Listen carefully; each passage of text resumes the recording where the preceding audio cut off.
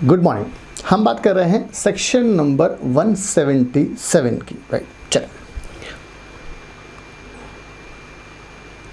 Section number कौन सा हमारे पास? सेक्शन नंबर 177, और ये बात करता है ऑडिट कमेटी की, राइट। चलो, कंसेप्ट क्या है हम पहले वो देखें। सब लॉ ने बोला है आपको ऑडिट कमेटी फ्रेम करना है। क्या फ्रेम करना है आपको? Audit committee. सबसे पहला पॉइंट, सबसे पहला डिस्क्लोजर याद रखना, ऑडिट कमेटी में ऑडिटर्स नहीं होंगे, डायरेक्टर्स की कमेटी होगी, जिसको हमने क्या बोला है? Audit committee. चलो शुरू करें हम। कंसेप्ट क्या है? तो इन्होंने बोला है requirement for audit committee, BOD of every listed company, board of directors of every listed company, her listed company को, पहला पॉइंट। या फिर दूसरी prescribed public unlisted public company की हम बात करें, हमने किसी लिस्टेड कंपनी को तो कंपलसरी ऑडिट कमेटी बनाना है। अनलिस्टेड पब्लिक कंपनी में PTO वाला कंसेप्ट है। P stands for paid up share capital, T stands for turnover और O stands for outstanding boring debenture deposits वगैरह की लिमिट है। और ये paid up share capital 10 crore है, टर्नओवर 100 करोड़ है, और बोरिंग डिबेंचर डिपॉजिट्स लोन वगैरह 50 करोड़ का है। बिल्कुल आराम से, बिल्कुल हम थोड़ा सा ध्यान करें यार, ये वही लिमिट है जो सेक्शन नंबर 149 सब सेक्शन 4 की लिमिट है, इंडिपेंडेंट डायरेक्टर वाली।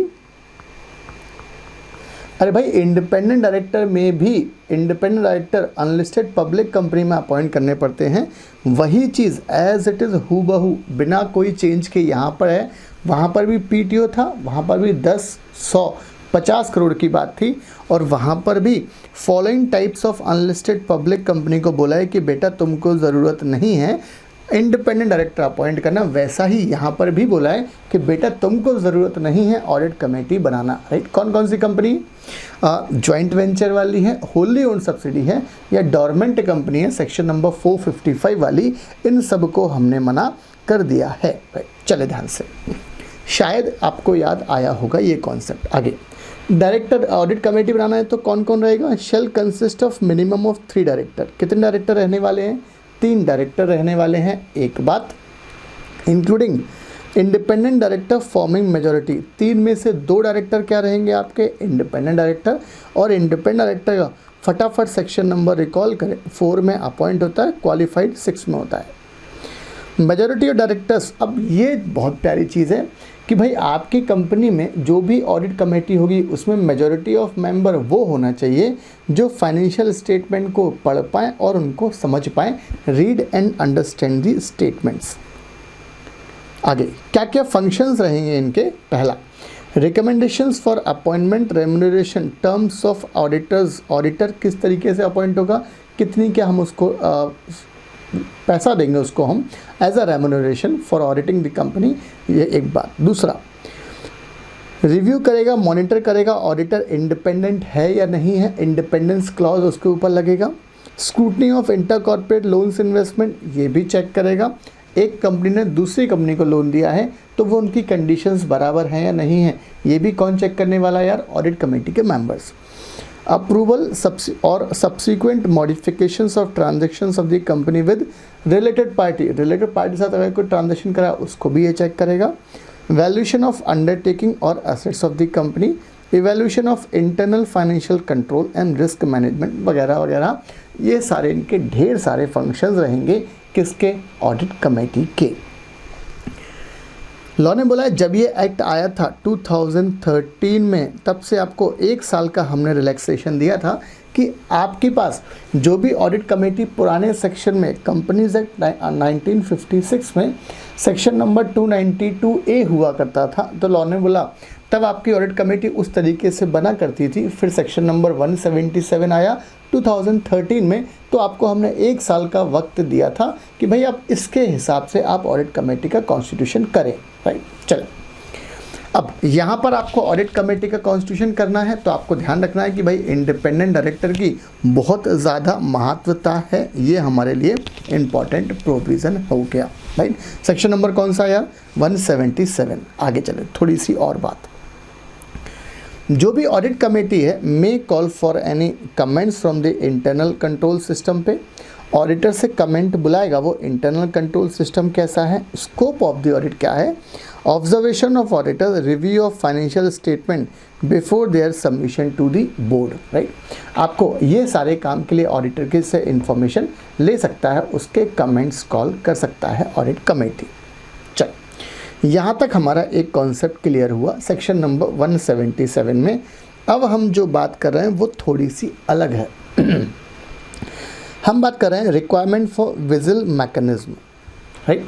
सब विजिल मैकेनिज्म को अगर हम एक शब्द में ख़त्म करें तो ये क्या बोलता है कि आपकी कंपनी में कोई भी सीनियर लेवल पे या कहीं भी कोई भी इस तरीके से काम कर रहा है जो कंपनी के अगेंस्ट में है, तो कोई ने पर्सन ने जाके मैनेजमेंट को शिकायत कर दी कि सर यार मिस्टर शर्मा जी साहब ऐसे काम कर रहे हैं, तो लॉ ने बोला है ये कॉन्सेप्ट होता है विजिल मैकेनिज्म का। हम जो वर्मा जी ने शिकायत करी है तो वर्मा जी को हम इनाम दे देंगे और शर्मा जी को हम अकॉर्डिंगली पनिशमेंट देंगे।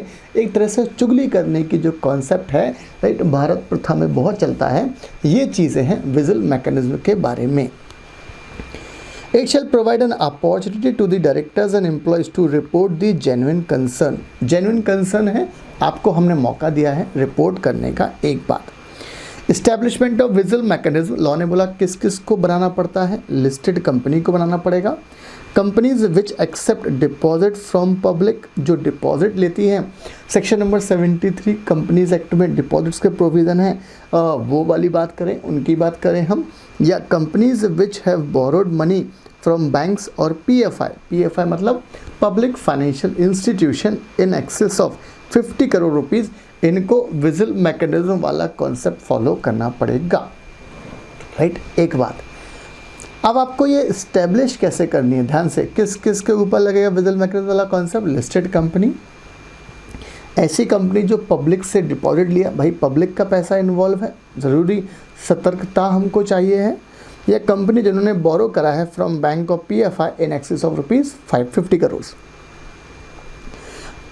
Establishment of vigil mechanism, in case of company is required to constitute an audit committee, अगर कंपनी को ऑडिट कमेटी रिक्वायर्ड है बनाना, अभी जो हमने पढ़ा सेक्शन नंबर 177 के हिसाब, वो पीटीओ वाली बात, यस रिक्वायर्ड है। The audit committee, AC stands for audit committee, shall oversee the vigil mechanism, तो सारा का सारा काम इसका कौन देखेगा फिर, audit committee. If any of the members of the audit committee has a conflict of interest, अगर किसी डायरेक्टर का कॉन्फ्लिक्ट ऑफ इंटरेस्ट होता है तो वो अपने आप को अलग कर लेगा, फिर जो रिमेनिंग मेंबर हैं वो उस मैटर से डील करने वाले हैं। नॉर्मली ये कब होगा, जब रिलेटेड पार्टी ट्रांजैक्शन होगा। अगर आपकी कंपनी में ऑडिट कमेटी बनाने की रिक्वायरमेंट नहीं है तो लॉ ने बोला the board shall nominate a director to play the role of the audit committee for the purpose of vigil mechanism to whom other directors and employ, right, ध्यान से। तो लॉ ने बोला अगर नहीं है तो फिर बोर्ड किसी को चिन्ह करेगा कि भाई तुम बनाओगे, फिर आपको हम विजिल मैकेनिज्म का दायित्व देते हैं।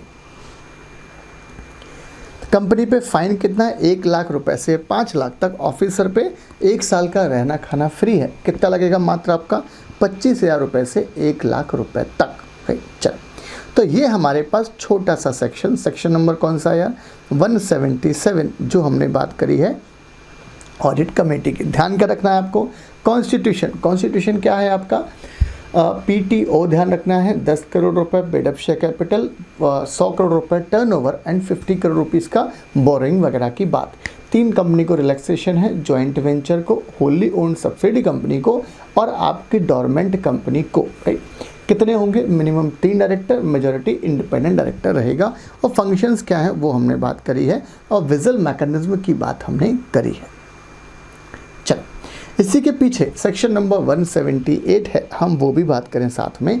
और ये बात करता है NRC. NRC stands for nomination and remuneration committee. बहुत प्यारी कंपनी है, बहुत प्यारी कमेटी है। नॉमिनेट करेगी और रेम्यूनरेशन देगी, ये डिसाइड करेगी किसको कितना पैसा मिलना चाहिए, रीजनेबल है या नहीं है, उसके काम के हिसाब से ये डिस्कशन है एनआरसी में। And stakeholder relationship committee, सब स्टेक होल्डर से प्रॉपर रिलेशनशिप मेंटेन करने की बात करेगी। सब उनकी जो ग्रीवेंसेस हैं उसको सॉल्व करने के लिए जो कमेटी बनाई गई है उसका नाम क्या है, स्टेक होल्डर रिलेशनशिप कमेटी। शुरू करें हम सेक्शन नंबर 178। तो इन्होंने बोला है सेक्शन नंबर 178 सब सेक्शन 1 से लेकर 4 तक डील करता है एनआरसी से। फॉर्मेशन क्या है, a committee shall be constituted by the board of every listed company, same provision जैसा 177 में था। या फिर such other classes of public unlisted company की बात करें तो वहाँ पर भी पीटीओ की बात करी गई, सेम है, यहाँ पर एक्सेप्शन नहीं है। बट कौन सा वाला, जो आपकी दूसरी कंपनीज थी। कंसिस्ट ऑफ 3 और मोर नॉन एग्जीक्यूटिव डायरेक्टर।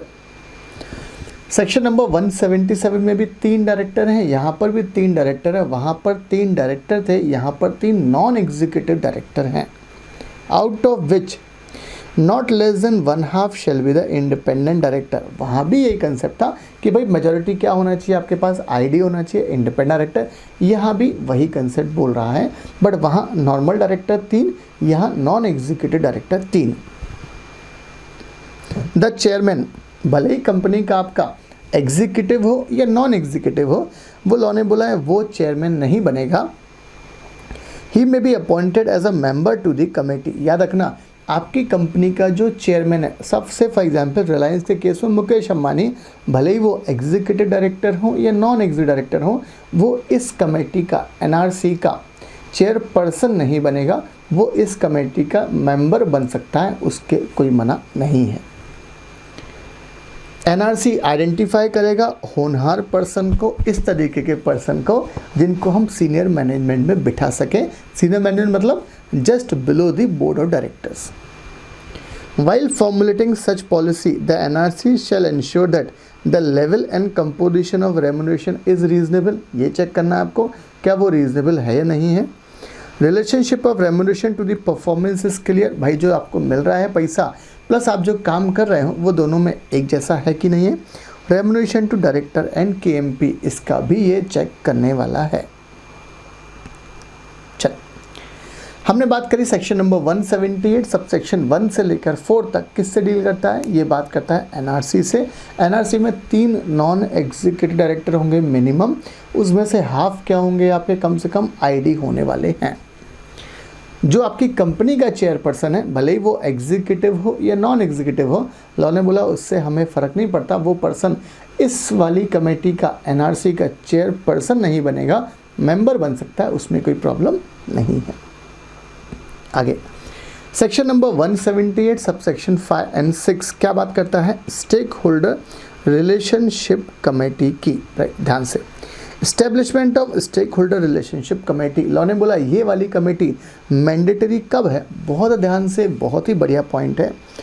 इन्होंने बोला अगर आपकी, इन्होंने टाइप ऑफ कंपनी की बात नहीं करी, ये कहाँ चले गए, अगर आपकी कंपनी में 1000 शेयर होल्डर हैं, कॉमा डिबेंचर होल्डर हैं, कॉमा डिपॉजिट होल्डर हैं, कॉमा और कोई सिक्योरिटी होल्डर है at any time during the financial year, तो लॉ ने बोला आपकी कंपनी को स्टेक होल्डर रिलेशनशिप कमेटी बनानी पड़ेगी। याद रखना ये 1000 का जो नंबर है वो सबको मिलाकर अलाउड है।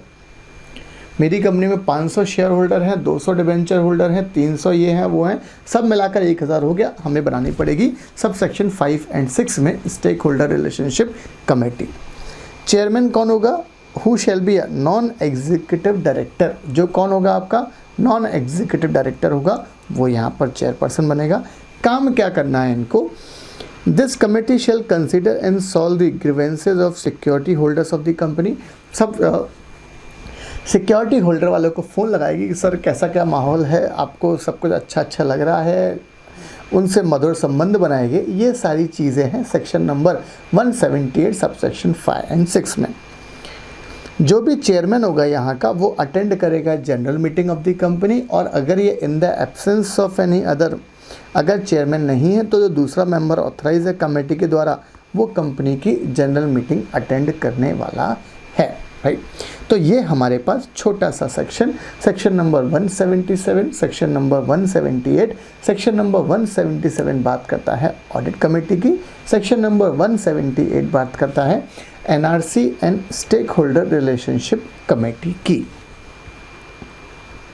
सेक्शन नंबर 180 और सेक्शन नंबर 180 बात करता है certain power to be exercise by board subject to special resolution pass by the shareholder. बहुत ध्यान से सेक्शन नंबर 180 की बात है। सेक्शन नंबर 180 में सब सेक्शन 1 है जिसमें 4 तरह की आपको पावर्स दी रखी हैं, बोर्ड को 4 तरह की पावर दे रखी हैं। लॉ ने बोला है आप ये चारों पावर एक्सरसाइज करें, बोर्ड डायरेक्टर्स बोर्ड मीटिंग में एक्सरसाइज करें, प्रोवाइडेड आपको शेयर होल्डर की मीटिंग में स्पेशल रिजोल्यूशन पास करना पड़ेगा, प्रायर अप्रूवल लेनी पड़ेगी। चलें शुरू करें हम 1 बाय 1 पॉइंट। याद रखना एग्जाम पॉइंट ऑफ व्यू से सेक्शन नंबर 180 बेहद काम का सेक्शन है।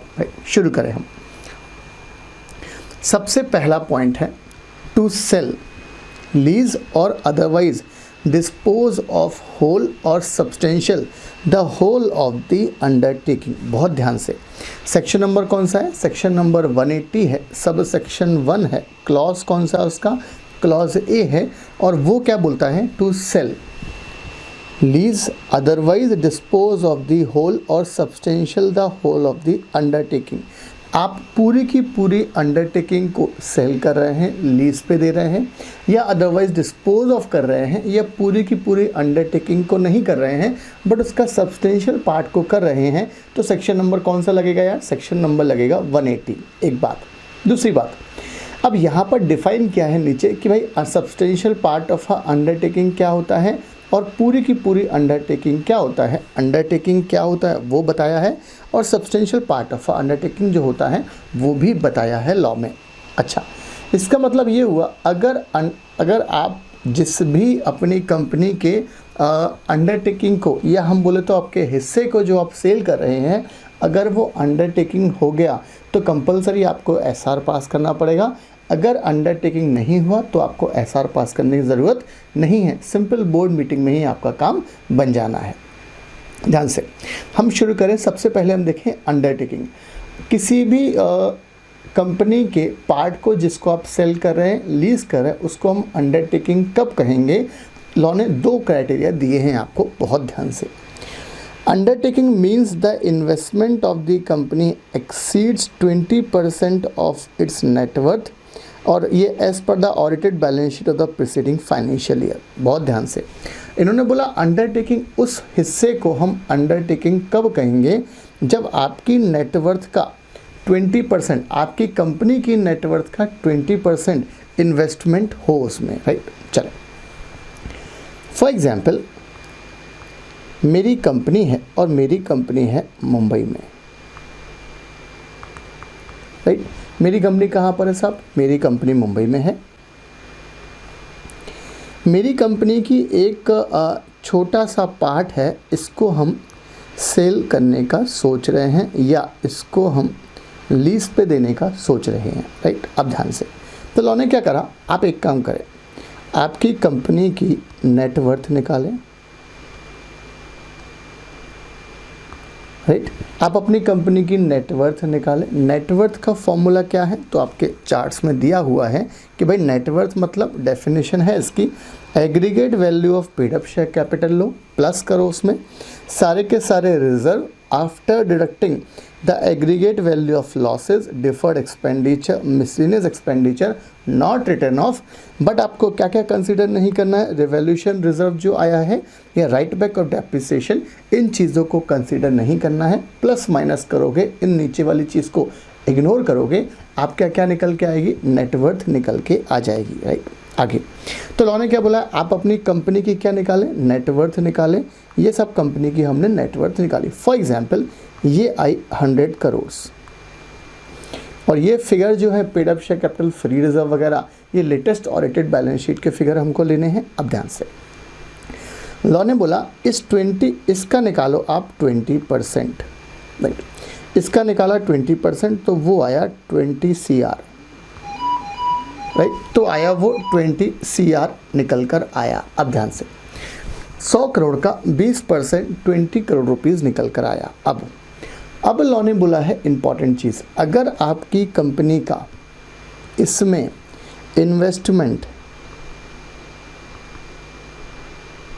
अगर आपकी कंपनी का इसमें इस पार्ट में, अच्छा ये हमारा जो पार्ट है, फॉर एग्जांपल ये पार्ट हमारा इंदौर में बेस्ड है, अगर आप ये पार्ट को सेल कर रहे हैं या लीज पे दे रहे हैं जो इंदौर में बेस्ड है, इसको हम अंडरटेकिंग कब कहेंगे? जब मेरी कंपनी की नेटवर्थ का 20% से ज़्यादा इन्वेस्टमेंट अगर इसमें है, मतलब 20 करोड़ से ज़्यादा अगर इन्वेस्टमेंट है, नेटवर्थ निकाला, नेटवर्थ का 20% निकाला, आया 20 करोड़ रुपए। तो 20 करोड़ से ज़्यादा अगर इंदौर वाले पार्ट में इन्वेस्टमेंट है ये, तो इसको हम बोलेंगे अंडरटेकिंग, और कंपनी को इसको सेल करने के लिए क्या पास करना पड़ेगा? Special resolution. चलिए पढ़े फिर से। Undertaking means the investment of the company exceed 20%, याद रखना एग्जैक्ट 20% नहीं है, 20% से ज़्यादा है। 20 करोड़ रुपए है वो काम में नहीं आएगा, बोर्ड रिजोल्यूशन से काम चल जाएगा। 20 करोड़ से ज़्यादा है तो ही बात है। Of its net worth as per the audited balance sheet of the preceding financial year, या दूसरा तरीका क्या है? Undertaking which generates 20% of the total income of the company during the previous financial year, या फिर दूसरा वाला हम ऑप्शन जो है, ये तो हमारे पास था फर्स्ट ऑप्शन, राइट। अब हम ग्रीन पेन से सेकंड ऑप्शन ले, तो लॉ ने क्या बोला है कि भाई आपकी कंपनी की जो भी टोटल इनकम है, फॉर एग्जाम्पल इनकी टोटल इनकम है 500 CR, 500 CR इनकी टोटल इनकम है। लॉ ने बोला आप इसका निकालो 20%, कितना आया? 100 CR। अगर ये इंदौर का जो आपका पार्ट है, अगर आपकी कंपनी की टोटल इनकम का 20% अगर ये कंट्रीब्यूट कर रहा है, मतलब 100 करोड़ रुपीज़, तो हमने माना इसको अंडरटेकिंग, और आपको इसको बेचने के लिए क्या पास करना पड़ेगा? SR पास करना पड़ेगा। तो ये सिंपल क्राइटेरिया है अंडरटेकिंग निकालने का, राइट। दो हिस्सा, एक बात करी हमने नेटवर्थ के बेस पर, एक बात करी हमने टोटल इनकम के बेस पर, राइट। चलो अब हम बात करें substantial the whole of the undertaking means 20% or more of the value of the undertaking as per the audited balance sheet. ये वाला कंसेप्ट क्या बोल रहा है कि भाई आपका जो ये इंदौर का पार्ट है, इंदौर की आपकी जो बिल्डिंग है, इंदौर की आपकी जो है, आप इसमें से, इस पार्ट में से आप ये वाला जो पार्ट है आप इसको सेल कर रहे हैं। लॉ ने बोला इसको हम substantial part of the undertaking कब कहेंगे? अगर पूरी की पूरी अंडरटेकिंग का, फॉर एग्जांपल पूरी की पूरी अंडरटेकिंग की वैल्यू 50 करोड़ है, राइट, और 50 करोड़ का निकालो आप 20%, तो आया ये 10 करोड़ रुपए। अगर इतने के पार्ट की वैल्यू 10 करोड़ रुपए है, इस याद रखना जब हम substantial part of the undertaking की बात करेंगे तो हमें company as a whole consider नहीं करना है, सिर्फ जो अंडरटेकिंग है इंदौर वाला है उसकी पूरी की वैल्यू निकालो। वो हमारे एग्जाम्पल में कितनी है? 50 करोड़ रुपीज़ की। 50 करोड़ का कितना निकालना है आपको? 20%, वो आया साहब 10 करोड़ रुपए। अगर ये जो पार्ट हमने कलर किया है अलग से, अगर इसकी वैल्यू 10 करोड़ होती है तो लॉ ने बोला आप इसको मानेंगे substantial the whole of the undertaking, और इसको सेल करने के लिए आपको स्पेशल रिजोल्यूशन पास करना पड़ेगा। ये हमारा फर्स्ट पॉइंट था जो हमने बात करी है। चलें अब हम चले साहब सेकंड पॉइंट। सेकंड पॉइंट क्या बोला है? टू इन्वेस्ट, आपको पैसा इन्वेस्ट करना है other than interest securities. Other than interest securities मतलब गवर्नमेंट सिक्योरिटीज़ को छोड़कर आपको अमालगमेशन मर्जर से कहीं से कंपनसेशन मिला है, राइट, वो आपको इन्वेस्ट करना है कहीं और अदर देन इंटरेस्ट सिक्योरिटीज़।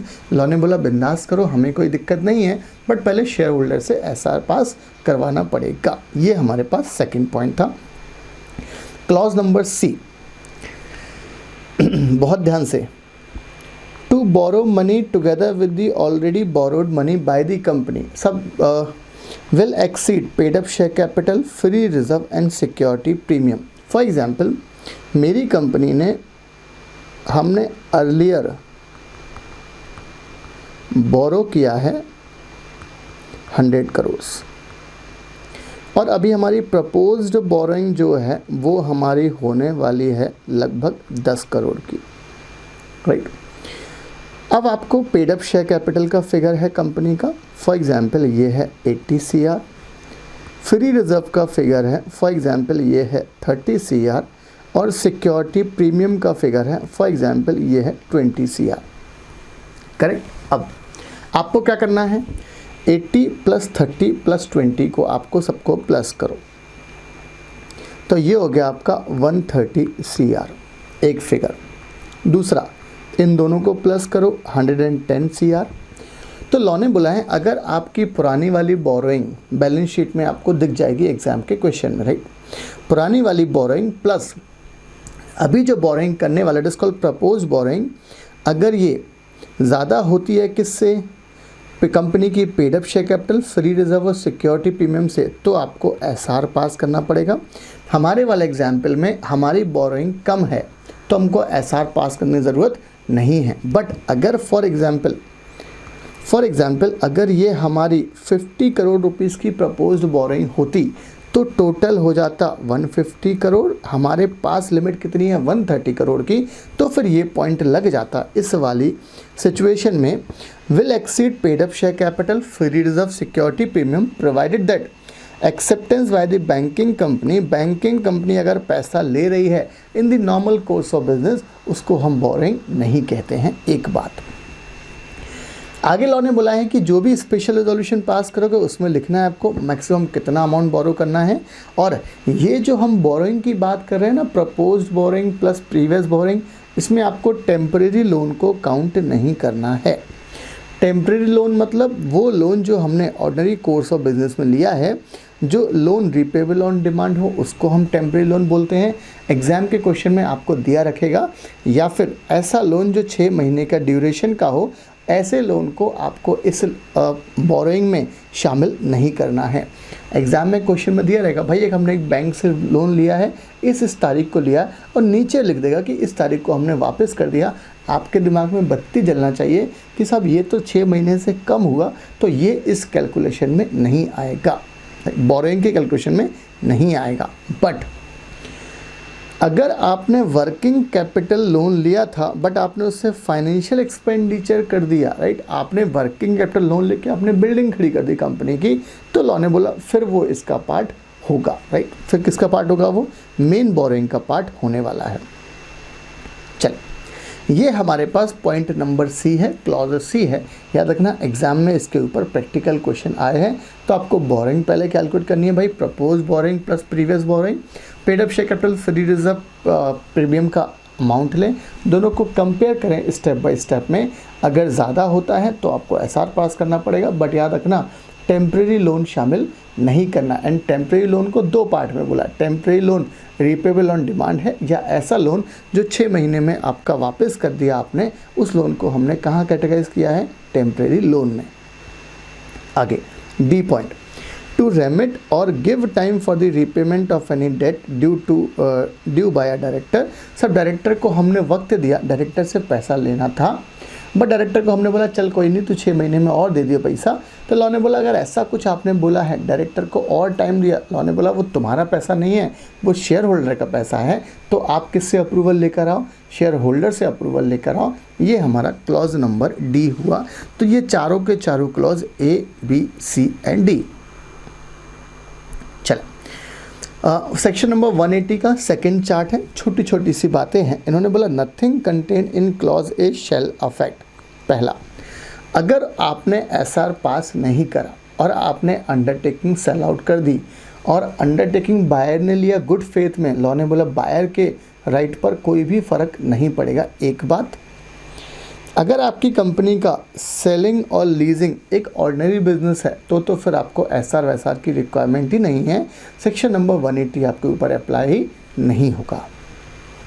आगे क्लॉज ए के रेफरेंस में बोल रहा है आपने अंडरटेकिंग बेची, आपके पास पैसा आया, उसमें लिखा रहेगा, SR में लिखना पड़ेगा आपको कि भाई हम ये पैसा कहाँ यूज़ करने वाले हैं, किस तरीके से, disposal, investment of cell proceed which may result from the transaction. आपको लिखना पड़ेगा कि ये जो पैसा आया है अंडरटेकिंग सेल करके, इस पैसे का करना क्या है एक्चुअल में। Section 80 shall apply in case of IFSC public company unless the article provide otherwise. Section 80 shall not apply to a private company अगर कंपनी ने कोई डिफ़ॉल्ट नहीं किया है while filing annual financial statement और एनुअल रिटर्न। ये हमारे पास section number 80 का कॉन्सेप्ट हुआ। बहुत ध्यान से सेक्शन नंबर 180 क्या बोलता है हमको कि मेरी कंपनी है और मेरी कंपनी को करना क्या है। सब मेरी कंपनी है और मेरी कंपनी को ये 4 ट्रांजेक्शन करना है। बोर्ड कर सकता है, एसआर पास करना पड़ेगा। पहला अंडरटेकिंग, दूसरा इन्वेस्टमेंट वाला जो अमालगमेशन मर्जर से मिला, तीसरा पैसा बोरो वाला और चौथा डायरेक्टर को वक्त दिया है हमने, राइट। चलो, इंपॉर्टेंट सेक्शन था सेक्शन नंबर 180 की बात।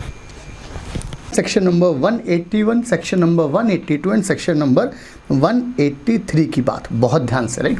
सेक्शन नंबर 181 बात करता है कंट्रीब्यूशन टू चैरिटेबल फंड की बात करता है। सेक्शन नंबर 182 बात करता है पॉलिटिकल पार्टीज के लिए और सेक्शन नंबर 183 बात करता है कंट्रीब्यूशन टू एनडीएफ मतलब नेशनल डिफेंस फंड में, राइट। चलें शुरू करें हम। सबसे पहला सेक्शन है हमारे पास सेक्शन नंबर 181 है। हेडिंग क्या बोल रहा है? Section number 181, company to contribute bona fide to the charitable fund. Company को कंट्रीब्यूट करना है, वो भी चैरिटेबल फंड में।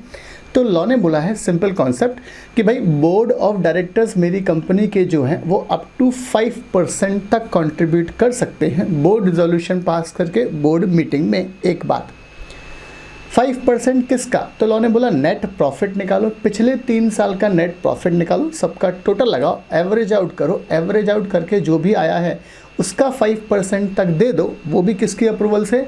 बोर्ड रिजोल्यूशन पास करके। अगर आपको इससे ज़्यादा देना है, आपकी कंपनी को इससे ज़्यादा कंट्रीब्यूट करना है चैरिटेबल फंड में, देन आपको ऑर्डिनरी रिजोल्यूशन पास करना पड़ेगा जनरल मीटिंग में। कंपनी की मीटिंग में फिर आपको क्या पास करना पड़ेगा? Ordinary resolution. चल, BOD may contribute up to 5% of the average net profit। से फॉर एग्जाम्पल 10 करोड़, 15 करोड़, 20 करोड़ रुपए, तो आपकी कंपनी का 45 करोड़ का 3 साल का टोटल प्रॉफिट है। इसका लगाया हमने एवरेज, तो ये आया आपका 15 करोड़ रुपीज़, राइट। 15 करोड़ का हमने निकाला 15 करोड़ का हमने निकाला कितना परसेंट? 5%। तो हमने 5% निकाला तो ये आया। तो लॉ ने बोला इसका आप कंट्रीब्यूट कर सकते हैं बोर्ड मीटिंग में डायरेक्टर रिजोल्यूशन पास करके। एक बात, सेक्शन नंबर कौन सा है यार? सेक्शन नंबर है 181। फिर सेक्शन नंबर है हमारे पास सेक्शन नंबर 182, थोड़ा सा ज़्यादा इंपॉर्टेंट सेक्शन है, ध्यान से। सेक्शन नंबर 182 बात करता है prohibition and restriction regarding political contribution. आपको किस में कंट्रीब्यूट करना है? पॉलिटिकल कंट्रीब्यूशन करना है, बहुत ध्यान से। तो लॉ ने क्या बोला? अ कंपनी अदर देन, ये 2 तरह की कंपनी को छोड़कर, गवर्नमेंट कंपनी को छोड़कर, गवर्नमेंट कंपनी कभी भी पॉलिटिकल कंट्रीब्यूशन नहीं करेगा, एक बात। या फिर ऐसी कंपनी जिसका existence less than 3 financial year है, वो भी, उसको भी छोड़कर वो भी पॉलिटिकल पार्टी में कंट्रीब्यूशन नहीं करेगा। इसके अलावा जो भी कंपनी है may contribute by passing board resolution. आपको क्या पास करना है? सिंपल, आपको पास करना है बोर्ड रिजोल्यूशन, और कोई भी अमाउंट चाहे तो डायरेक्टली चाहे तो इनडायरेक्टली आप किसी भी पॉलिटिकल पार्टी को दे सकते हैं, कंट्रीब्यूट कर सकते हैं। एक बात, कोई अमाउंट की रिस्ट्रिक्शन नहीं, और सिंपल अप्रूवल किससे लेना है? बोर्ड ऑफ डायरेक्टर से। फिर लॉ ने बोला है जो भी कंपनी ने कंट्रीब्यूट किया है आपको उसको डिस्क्लोज करना पड़ेगा कंपनी के प्रॉफिट एंड लॉस अकाउंट में कि भाई आपने during the financial year political party को कितना कंट्रीब्यूशन किया है। अगर कंपनी ने कोई कॉन्ट्रामेशन की तो लॉ ने बोला जितना अमाउंट कंट्रीब्यूट किया उसका 5 टाइम्स तक आपके ऊपर क्या लगा देंगे हम? पेनल्टी। और अगर किसी ऑफिसर की गलती थी तो 6 महीने का रहना खाना फ्री है, मतलब 6 महीने का इम्प्रिजनमेंट। फाइन कितना है? फाइन यही है आपका 5 times of the amount so contributed. आगे इसी में लॉ ने बोला deemed political contribution. For example साहब किसी कंपनी ने बीजेपी को 1 करोड़ रुपए दिया और 1 करोड़ रुपए उन्होंने लेके साहब वो न्यूज़पेपर में एडवर्टीजमेंट कर दिया, हिंदी के न्यूज़पेपर में, इंग्लिश के न्यूज़पेपर में। लॉ ने बोला है जो आपने ये 2 करोड़ रुपए हुआ तो आपका पॉलिटिकल कंट्रीब्यूशन कितना हुआ? 2 करोड़ रुपीज़, ना कि 1 crore rupees. A donation or subscription given by a company to any other person who is campaigning any activity related to political contribution, वो आएगा.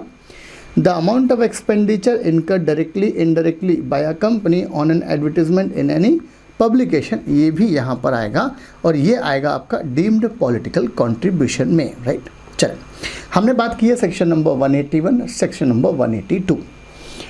कंट्रीब्यूशन का नेक्स्ट सेक्शन है सेक्शन नंबर 183. सरकार ने बोला है साहब आपको जितना अमाउंट कंट्रीब्यूट करना हो करो, नेशनल डिफेंस फंड में कोई प्रॉब्लम नहीं है.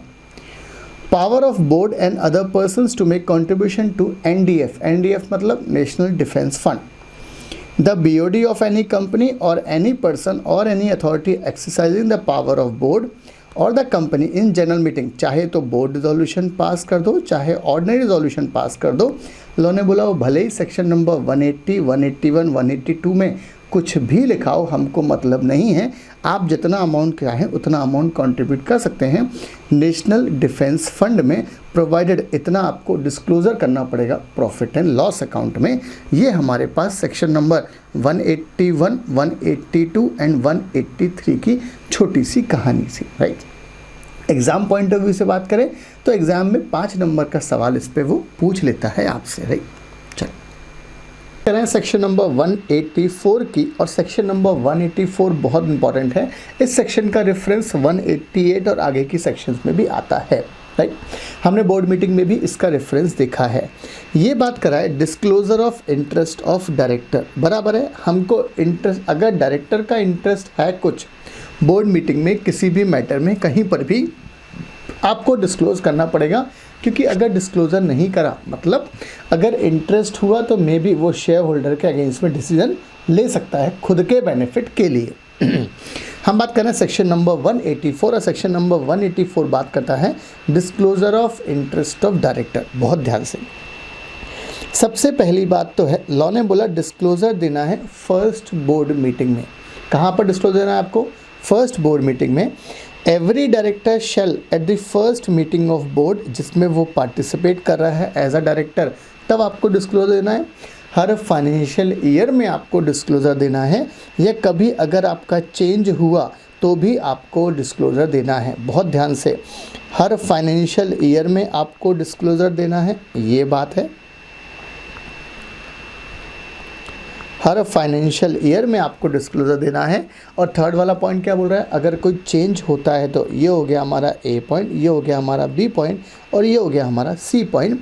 ध्यान से, जिस मीटिंग में आप पार्टिसिपेट कर रहे हो तब डिस्क्लोजर देना है. हर फाइनेंशियल ईयर की में फर्स्ट बोर्ड मीटिंग में डिस्क्लोजर देना है आपको, और जब भी आपका स्टेटस चेंज हो रहा है तब भी आपको डिस्क्लोजर देना है, राइट. एक पॉइंट. दूसरा, कॉन्ट्रैक्ट और अरेंजमेंट सब सेक्शन 2 है. बहुत ध्यान से, every director who is directly और indirectly interested in any contract और अरेंजमेंट इनटू 1 पॉइंट और 2 पॉइंट.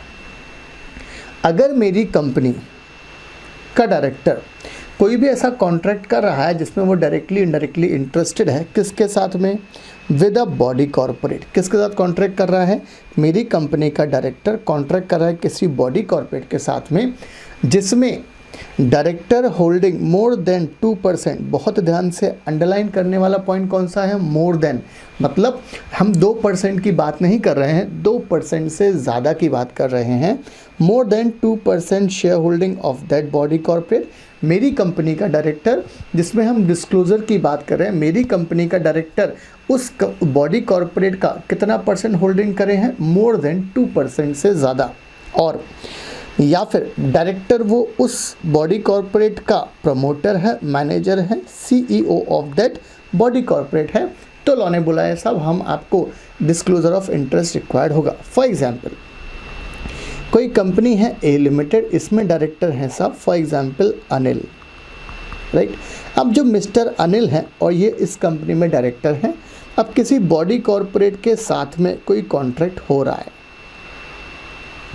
और इस वाले में जो भी बॉडी कॉरपोरेट है उसकी 2% से ज़्यादा की होल्डिंग अनिल के पास है, 1 पॉइंट है.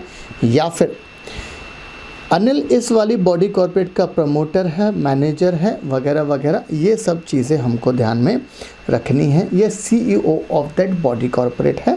तो लॉ ने बोला इसमें सेक्शन नंबर 184 अप्लाई हो जाएगा और आपको डिस्क्लोज देना पड़ेगा शेयर होल्डर के सामने कि भाई ये वाली बॉडी कॉर्पोरेट के साथ जो हम ट्रांजेक्शन कर रहे हैं इसमें हमारा इंटरेस्ट है।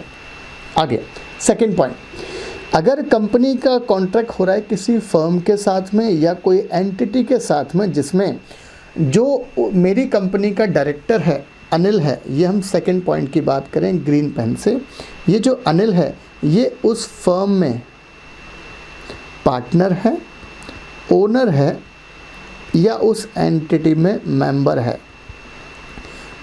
अनिल इस वाली फर्म में पार्टनर है, ओनर है या फिर मेंबर है।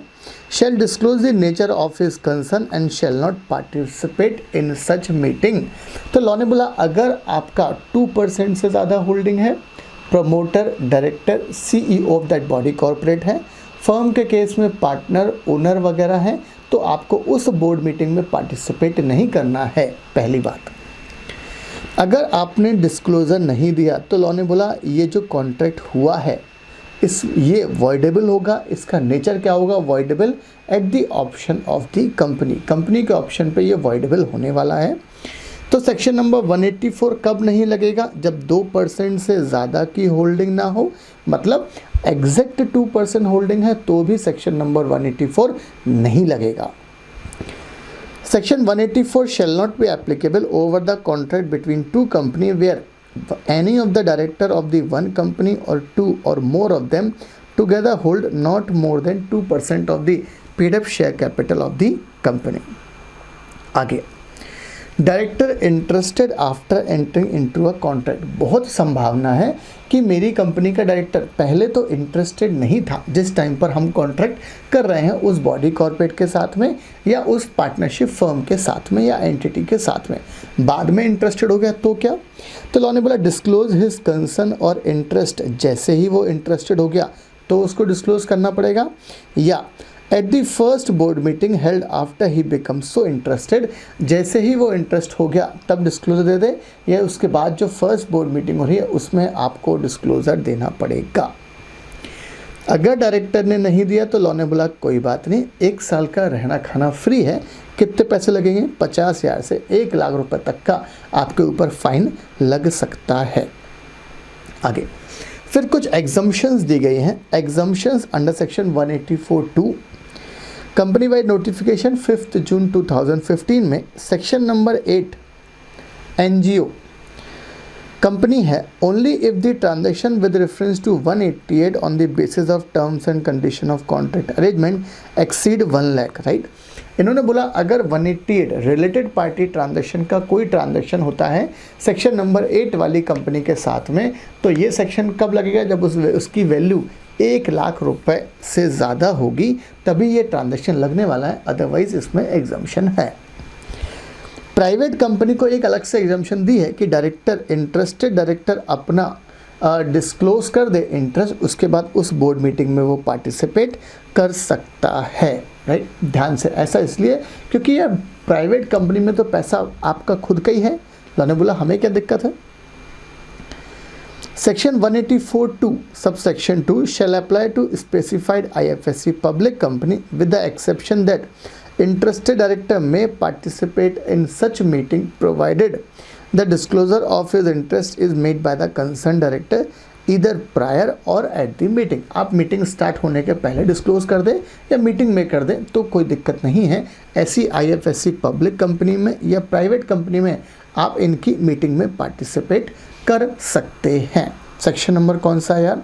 184। और 184 में आपको जो खास जो 2 पॉइंट याद रखने हैं वो ये वाले याद रखने हैं और ये वाला पॉइंट याद को रखना है ध्यान से।